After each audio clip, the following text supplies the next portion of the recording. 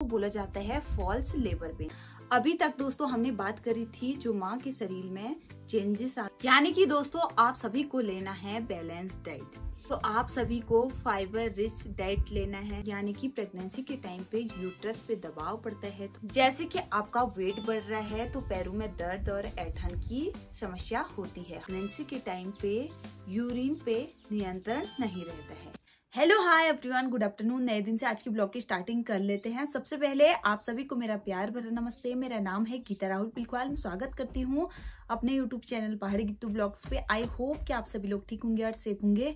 मैं भी एकदम मस्त हूँ। तो दोस्तों आज की ब्लॉग की स्टार्टिंग हो रही है दिन के 1 बजे से। फाइनली हो चुका है हमारा दिन का लंच। आज दोस्तों मैं कब से सोच रही थी मैं किस टॉपिक पे ब्लॉग बनाऊं करके, तो मेरे मन में ख्याल आया मैं भी प्रेग्नेंट हूँ, तो मैंने सोचा आप लोगों को अपने साथ साथ ही आप लोगों को भी जानकारी दे दूं। यानी कि 8वें महीने में प्रेगनेंसी के टाइम पे जो चेंजेस आते हैं उस टॉपिक पे आप सभी को आज मैं बताऊंगी। प्रेगनेंसी के 8वें महीने में पहला जो चेंजेस आता है जैसे कि गर्माहट का एहसास होना। जैसे कि मैंने आपको बताया आपको बहुत ज्यादा गर्मी लगने लग जाएगी, चाहे मौसम ठंडा हो या गर्म हो तब भी आपको बहुत ज्यादा गर्म होने लग जाएगा इस टाइम पे। या तो आपका जो बॉडी है उसका टेम्परेचर बहुत ज्यादा बढ़ चुका है इसीलिए या तो गर्मी लगती होगी, या तो आपके शरीर में बहुत ज्यादा पानी की कमी है। तो मुझे भी दोस्तों 8वां मंथ चले हैं, मुझे भी बहुत ज्यादा गर्मी होती है इस टाइम पे। वैसे तो पहाड़ों का मौसम बहुत ज्यादा ठंडा रहता है तब भी मुझे बहुत पसीने छूटने लग जाते हैं खाना बनाते टाइम और खाना खाते टाइम। दूसरा है नकली लेबर पेन का होना। अचानक से पेट में दर्द उठने लग जाता है और बहुत ज्यादा दर्द होने लग जाती है। ऐसा लगता है कि अभी तुरंत ही हमारी डिलीवरी होने वाली है। जैसे कि इसको बोला जाता है फॉल्स लेबर पेन, यानी कि नकली लेबर पेन। तो इसमें ऐसा लगता है कि तुरंत ही डिलीवरी होने वाली है, ऐसा दर्द होने लगता है पेट में। होने को तो ये 7 मंथ में भी होता है बट 8वें मंथ में ज्यादा लगता है। तो आपको बहुत ज़्यादा लीवर पेन हो रहा है तो आप लोग डॉक्टर से सलाह लें और दिखाएं। अगली चीज जो आप लोग फेस करते हैं वो है कमर दर्द। जो प्रेग्नेंट लेडीज होती हैं उसका वेट 5 किलो से 10 किलो के आसपास बढ़ जाता है और साथ ही साथ बच्चे का ग्रोथ होता है जिससे यूट्रस पे दबाव पड़ता है। इसी कारण से कमर में दर्द होने लगती है। मेरी भी बहुत ज़्यादा दर्द होती है कमर में।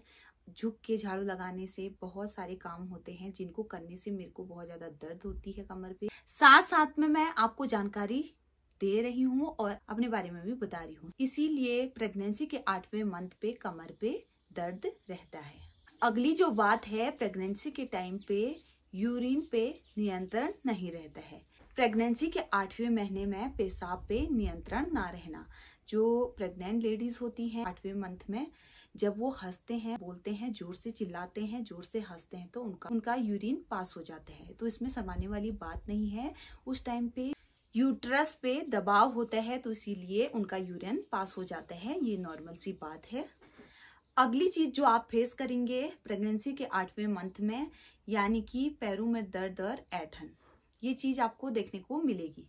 जैसे कि आपका वेट बढ़ रहा है तो पैरों में दर्द और ऐंठन की समस्या होती है। हर लेडीज को ये समस्या होती है। तो क्योंकि आपका वेट बढ़ रहा है और बच्चे का भी वेट बढ़ रहा है तो पैरों में दर्द होना और ऐंठन होना कंपलसरी बात है। तो मेरा भी पैरों में ऐंठन जैसी होती है, रात को पैर पलट जाते हैं, नस मुड़ जाती है और अचानक से परसों रात को मेरे दोनों पैर एक ही साथ मुड़ के और मैं रोने लगी, उठ के चलने लगी। एक पैर का तो ठीक हो गया था तुरंत, एक पैर का मेरा ठीक नहीं हुआ, अभी तक भी दर्द हो रहा है। तो अचानक से रात को मेरे दोनों पैर पलट जाते हैं, ऐंठन जैसी हो जाती है उनमें और पैरों में दर्द होता है। क्योंकि हमारा वजन बढ़ता है, भार की वजह से पैरों में ऐंठन और दर्द होने लगता है। अगला चीज जो हम फेस करते हैं प्रेगनेंसी के 8वें महीने में वो है बवासीर की समस्या। यानी कि प्रेगनेंसी के टाइम पे यूट्रस पे दबाव पड़ता है तो उनको बवासीर की समस्या होती है। अधिकतर औरतों पे देखा जाता है कि ये समस्या उत्पन्न होती है कब्ज से। इसीलिए कब्ज होने के कारण से बवासीर जैसी समस्या उत्पन्न हो जाती है प्रेगनेंसी के टाइम पे। इसीलिए आप लोगों को फाइबर रिच फ्रूट खाइए, बहुत सारे फ्रूट लीजिए और पानी पीजिए खूब सारा। तो ऐसी प्रॉब्लम मेरे को भी स्टार्टिंग में होती थी जब मुझे तीसरा और चौथा मंथ लगा था, उस टाइम पे मुझे भी यही प्रॉब्लम होती थी, कब्ज रहता था और पेट में गैस हो जाती थी। इसी प्रॉब्लम से अजीब जैसा लगता था मुझे। ये एक प्रॉब्लम है, ये प्रेगनेंसी के 8th मंथ में हो सकती है। अगली चीज जो हम फेस करते हैं 8वें मंथ में, वो है सोने में दिक्कत।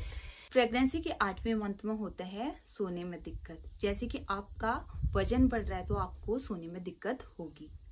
एक तरीके से इसको बोला जा सकता है आपकी नसों में दर्द और कमर में दर्द, सोने में दिक्कत, नींद का ना आना, इस टाइम पे प्रेगनेंसी के 8वें मंथ में होता है, क्योंकि आपका वजन बढ़ चुका होता है, इसीलिए आपको सोने में दिक्कत होती है।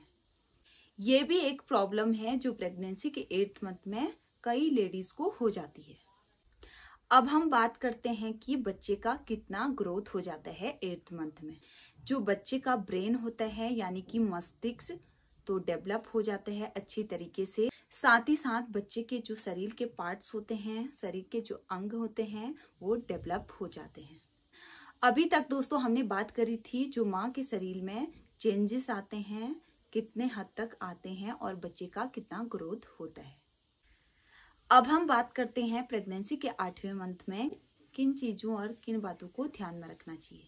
ये चलिए उन चीजों के बारे में बात करते हैं। ऐसा नहीं कि आप एक ही चीज को बार बार खाते रह रहे हैं, ऐसा नहीं करनी चाहिए। तो आप लोगों को अपने डाइट पे, यानी कि दोस्तों आप सभी को लेना है बैलेंस डाइट। ऐसा नहीं कि आप लोग फ्रूट ही फ्रूट खा रहे हैं, विटामिन ही विटामिन खा रहे हैं और प्रोटीन ही प्रोटीन खा रहे हैं। आप सभी को ऑल डाइट लेना है अपने डाइट पे। सब कुछ आपको कैल्शियम, आयरन, प्रोटीन, विटामिन, फल, तो आप सभी को फाइबर रिच डाइट लेना है, अपने डाइट पे सब कुछ खाना है। और आप सभी को ये भी ध्यान में रखना है कि आप सभी को बाहर का खाना नहीं खाना है, यानी कि जंक फूड नहीं खाना है। तो आप लोग अधिकतर घर का ही खाना खाएं, संतुलित आहार जिसमें सारे पोषक तत्व होते हैं। प्रेगनेंसी के टाइम पे आप सभी को नींद लेनी है, रात में 8 घंटे और दिन को 2 घंटे आप लोगों को सोना चाहिए। और सोने की बात करी जाए तो आपको सीधे करके नहीं सोना है, आपको बाएं साइड करवट लेके सोना है। बाएं साइड करवट लेने से इससे बच्चे को ब्लड सप्लाई अच्छा मिलता है। वैसे ये जानकारी मुझे पहले से थी। घर के प्रेगनेंसी के टाइम पे आप लोगों को झटके से नहीं उठना है और भारी वजन नहीं उठाना है। आप लोगों को व्यायाम भी करना चाहिए। डॉक्टर से सलाह लेके आप लोग व्यायाम भी कर सकते हैं। इस टाइम पे सबसे बड़ी बात होती है आप लोग टाइम टाइम पे अपना बीपी और ब्लड चेक करें। और आप लोगों को इस टाइम पे तनाव पे नहीं रहना है। आप लोग खुश रहें, अपने माइंड को फ्रेश रखें, रोए ना। ये बहुत ही ज़्यादा प्रभाव डालता है बच्चे पे। इस टाइम पे आपको कोई दिक्कत होती है या कुछ होती तो आप लोग सीधे डॉक्टर के पास जाके सलाह लें, दवाई वगैरह ना खाएं, यही आपके लिए अच्छा होगा। आई होप कि दोस्तों आप सभी को ये बातें पसंद आई होंगी तो प्लीज़ इन बातों को फॉलो करें और अपने बेबी को भी, अपने आप को भी स्वस्थ रहें और अपने बेबी को भी स्वस्थ रखें। जैसे कि मैंने इस वीडियो में बता रखा है कि प्रेगनेंसी के 8वें महीने में माँ के शरीर में होने वाले चेंजेस और बेबी का ग्रोथ कितना हो रहा है। ये प्रेगनेंसी के 8वें महीने में ध्यान रखने योग्य बातें। मैं गीता बिल्कुल मिलती हूँ आपको नेक्स्ट ब्लॉग में। तब तक के लिए बाय बाय, टेक केयर।